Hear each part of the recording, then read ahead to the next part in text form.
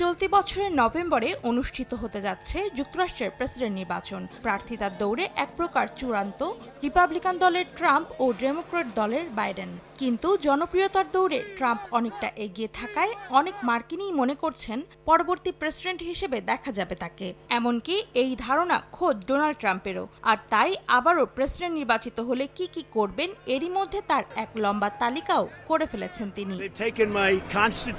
President নির্বাচিত হলে যুক্তরাষ্ট্রের জন্য ইসরায়েলের চেয়েও উন্নত আয়রন ডোম তৈরি করার ঘোষণা দিয়েছেন ট্রাম্প। বুধবার মিশিগানে এক সমাবেশে সমর্থকদের উদ্দেশ্যে তিনি একথা বলেন।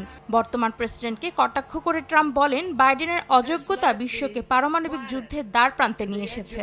এখন তৃতীয় বিশ্বযুদ্ধ প্রতিরোধ করতে একমাত্র সক্ষম ব্যক্তি ট্রাম্প নিজেই। বাইডেন যা কিছু ছুঁয়ে দেন তাই আবর্জনা হয়ে যায় বলেও মন্তব্য করেন তিনি। 1, 2, 3 ঢাকায় জমি জিতে নিন 100% ক্যাশব্যাক সহ 20 কোটি টাকার পুরস্কার। এর আগে টাইম ম্যাগাজিনকে দেয়া এক সাক্ষাৎকারে ট্রাম্প জানিয়েছেন, নভেম্বরের নির্বাচনে তিনি জয়ী হলে জো বাইডেন ও তার পরিবারের সদস্যদের বিচারের মুখোমুখি করাবেন। বলেছেন, মার্কিন সুপ্রিম কোর্ট বাইডেনকে ছাড় না দিলেও বেশ কয়েকটি ফৌজদারি মামলার মুখোমুখি হবেন তিনি। অন্তরা সেন, সময় সংবাদ।